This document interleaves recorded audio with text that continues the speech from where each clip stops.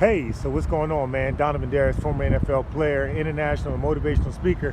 I'm here, baby, at the Jaguar Stadium. That's it. That's the sound it makes. So listen, today we got our Return to Sunday Glory taping show where I interview the most successful athletes in the world as they reveal their journey to success, their stories, their challenges, their victories, those things that define them pre, during, and their post-career.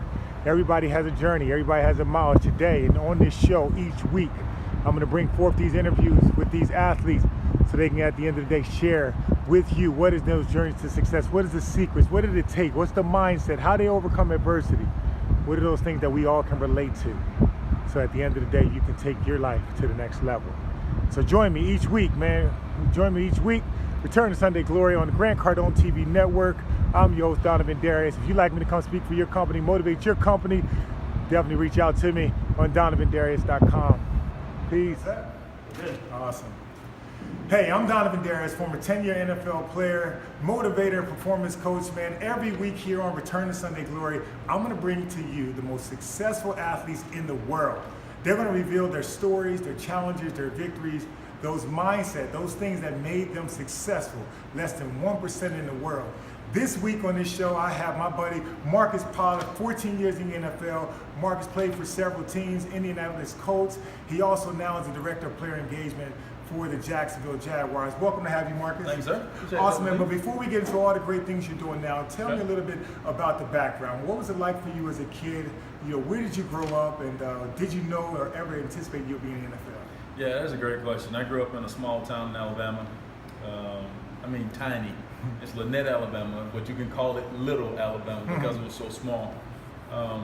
But never did I ever think or dream that I would play in the NFL. You know, you always have those dreams and aspirations as a kid because I think if you don't start with those dreams, you really can't achieve it. And so that was the one thing I really thought about. I dreamt about it a lot, watched Monday Night Football, and I played football as a kid. So to say I'd be playing in the NFL, never, especially with my background. I was a college basketball player. Yeah, and that's what I heard of. It was interesting. You didn't play football in college, but you played basketball or something different, man. You got me all out here. It's cold. Yeah. You know, in Indianapolis. Yeah. So we played the Jets and hadn't caught a pass. And it came down to the last play of the game. Peyton called this out and up, you know, you stick and then you go back up. Yeah. Well, it was Otis Smith. Got Otis to go out, but Otis just latched on, never let me get in behind him for the Mickey Mouse, you know, the out and up, what they called it, right?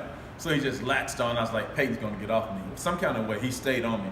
Caught the ball, and I have a really good poster picture of me stretched out across end zone, and I'm up off the ground. You can see Otis on my back as I cross end zone, like 3 seconds left on the clock.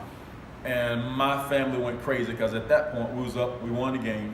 And I took the game ball, touchdown ball, and I gave it to my mom who's in the stands. See, that's important, man. When I used to get an interception, I used to give my mom, I used to say, I stopped the NFL for a moment so I can run the ball over to give it to my mom because I understand those sacrifices she made. And so definitely having those moments where the family's involved, you have perspective about your journey, and you just look back and say, man, this is, wow, we made it. Yeah. And so after 14 years, how would you describe how your career was as a whole? Was it what you expected? Did you feel like you left something on the field, or did you feel like when you got to the end, you accomplished what you were set out to do? Yeah, I just live life with no regrets. People ask me all the time, what if you had played college football? Do you think your experience would have been different?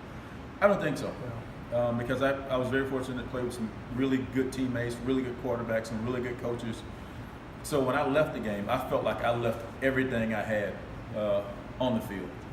And I feel like I had a pretty good career. I'm just not the type of person that's going to say, oh man, I had a fantastic career, because that's not my personality, you know? Right. But I think I had a solid career, and people tell me, you know, like Perry Fuel here, tell me all the time, say, MP, man, when we had to play against you, we had to really game plan. Oh, we did. Now listen, for all those who don't know, I mean, we played against each other countless of time. I was a safety, he was a tight end, and so he was the fast tight end. He was the one that can catch the ball, put the moves on, like you say, out and up. Most big tight ends can just go out. They don't ever go up. But he had the speed to do it, and so he was a beast mode, and I'm having him on here interviewing, but I'm getting flashbacks of when Peyton used to throw the ball to him. So just understand, this is a little tough moment, but I'm celebrating you right now. And so in the highlights, but when you're in the highlights of another guy, you know, that's amazing. So, you know, through just being in the NFL, it's a dream come true.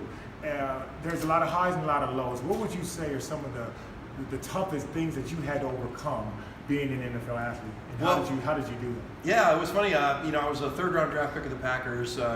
Played kind of as a backup my rookie year, but then kind of, hey, I belong here. I'm in the NFL. Now's the start. My second year is really when I'm going to take off and really shine and develop into my own player.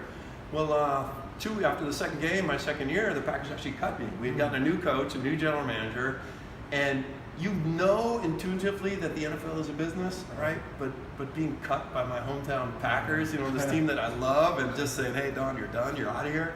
And I was only released for about 4 weeks. They ended up re-signing me and bringing me back and played a long time up there afterwards. But that reality of the NFL being a business, and then getting kicked out of the club, even though temporarily, it was like, you lose your friends, you lose your social circle, you lose your job, you lose, there's no place to work out anymore. It was just such a lonely, lonely feeling. But what it did more than anything, it really, never again did I ever take anything for granted in the NFL. I appreciated every meeting, every practice, every training camp, every game, every tackle, every sack. It was like, man, this is temporary. I'm going to enjoy it as much as I can for however long it lasts. So what you're saying is that the fact that when you lost something, that time in the league, it actually made you appreciate things a lot more. Is it fair to say that? Absolutely. And like I said, I felt like I really did appreciate it before then even. But then, going through that experience, it just heightened that sensation even more. And like I said, I feel like every second I was in the NFL beyond that, I got everything I could out of it and poured everything I could into it to have the best. Funny, you can relate to this. You spend your first few years in the league kind of trying to figure things out, right, and develop your skills and figure out what it takes at this level. And all of a sudden you hit your stride, right? And you start. And by the time I was here with the Jaguars, I was playing really well and had some really good seasons back to back. Well, at the best season I was ever had in my 9th year in the NFL. Sure enough, that's when I tore my knee up in a game here. And like almost every NFL player, that's how it ends, right? I always say, I'm a mathematician, I'm a statistician. If you play football long enough, there's a 100% probability of getting hurt. It will happen. It's just a matter of whether it happens earlier in your career or late in your career. And I was fortunate. It didn't happen until late in my career. But the finality of it, literally the instant that happened, it was the first major injury I'd ever had. I knew it was bad. And sure enough, it ended up being the last play I ever played in my ninth year in the NFL. You're watching. Thank you. Appreciate it. Well, he got us to the AFC Championship that second year, which was interesting for me because when I was in the New York Jets, we made it to the playoffs one time in 7 years with an 8-8 record. We lost in the wild card game. I think it was to Houston that year. But then you come here. Of course, the first year was trial and error. Sure. Second year, boom, you're winning 5 or 6 or 7 straight to get into the AFC Championship. Here's one thing that I hear from you too. It wasn't, as you shared, that you didn't really set the goal or dream to be in the NFL. But what I see consistently, that there were people alongside of you that locked arms with you and walked with you to help take you to places you couldn't go by yourself. I always say you can go faster by yourself, but further with other people. There's nothing that can replace a mentor or a teammate.